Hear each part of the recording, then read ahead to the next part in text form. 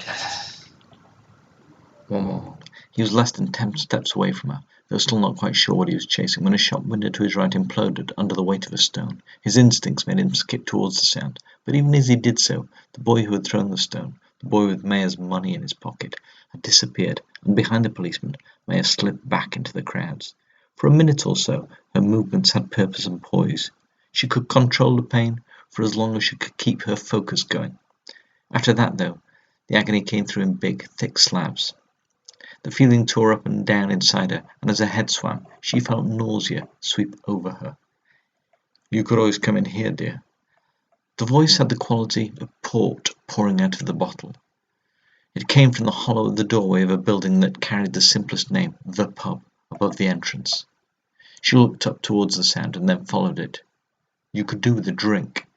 The voice rolled out from the dark side of the bar, words coming like hot bitumen. Some sounds tug on you like a twitch on the rope. This one felt like an anchor, dropping, and the shock confused Maya for a few seconds, so that she couldn't place the person. She turned, not quite able to cut through the gloom straight away. Slowly, though, the features took shape and then sharpened. Maya was flown 3 decades back through time, to occasions when she and her friends skipped away from school, to head down to Elstree, to pick on the trappings of fame and fortune that the visiting actors brought. By the time she met Oliver Reed, he was settling into a life that acknowledged that it had missed some chances and was past its best.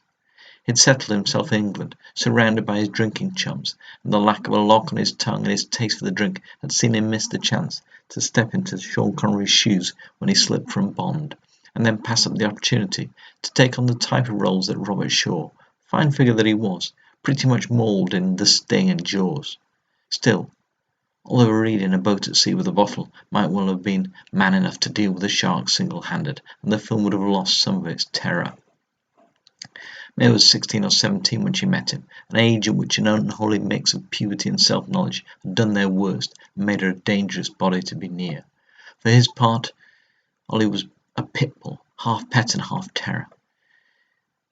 His eyes had roamed all over her, but his voice and his manners were utterly courteous.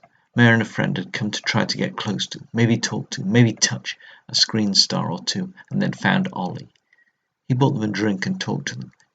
Her friend gushed. She would have dropped her knickers there and then if he'd just clicked his fingers. She was too obvious, and so he focused on Maya, where the mystery lay. For her part, Maya found him to be his own enigma. She knew that he could be boorish, and maybe even a bore after too many drinks. The scar cut into his cheek suggested that he could be trouble. A sharpness in his eyes let her know that he could be cruel, and yet there was something that appealed to her. It wasn't until she slid down to sit at the table in the bar in Malta across from him that she finally realized what he was. He had a magnanimity of spirit, and he wasn't afraid. There was much more to it than that. Wild good looks in his heyday and an energy in life were a further 2 great qualities, but his magnanimity was bigger. Gladiator, Maya smiled. I'd forgotten. How cruel the world is, he smiled. Was it any good? It was a little overblown, a little overrated. Russell Crowe blew hard. Yes, he was a bit of an arse. Quite an arse, actually. No idea, really? He smiled warmly. Really? You too. She smiled back, then winced as the pain took hold of her. For the first time, she looked down towards her shoulder. There was nothing to see. The skin was unbroken. Even so, the pain raged. Have they started to re-evaluate me yet? Not last time I checked. No, I don't think they will. I watched some of the stuff I did. It was shit, really. And some of it was brilliant. Were you a fan? There was such a hope in his voice. Of some. He nodded to himself, quite sad, so she softened him. I was always a fan of you, Ollie. The sound of his name took him back to life. People used to say to me, where did it all go wrong, Ollie? Like they did with George Best. I never really understood that. I was the biggest thing in Britain and a millionaire. That's not so shabby, is it? Not at all. The mediocrities like to pull down a statue of the gods every now and then. It makes them feel important. Quite so. But you might have been on a comeback with Gladiator. Weren't you tempted to see where it went? A comeback? What, like Kane? Play a series of fawning butlers and 2-bit cockney crime boys. I was a star, dear. I was main billing. For a time he was. Things change when the billboard reads also starring along the top line. Was it a swan song? Dear old Ridley knew what he wanted. He had a big brawny style with darling Russell, and he surrounded him with the real men of the world, the ones who'd done it, drunk it, fucked it, and struck it. Hemmings, Harris, and Reed, there we were, the glory boys of 1999. And 4 years later, you were all dead. He nodded soberly. Indeed. He pronounced the word utterly. She loved the beauty of his speech, and a tongue that wasn't afraid of what it said and how. You could cut diamonds with that. That side of him had always appealed to her, the way he seemed to pick up words and inspect them. Reed and Harris, two of the crazy gang that included Burton and O'Toole, each one in their way committed to equality of speech, of wine and women.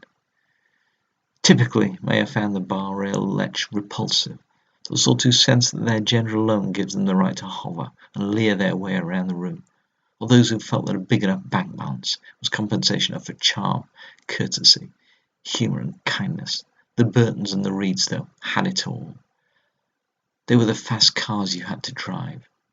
They were the fine wines that would empty your bank, but you had to drink. They had fire in their eyes and real passion in their hearts. They knew that they were attractive. They knew why, and they knew what that meant to everyone around them. A lot of people failed to live up to their expectations. Burton and Reed fulfilled theirs so much that it killed them.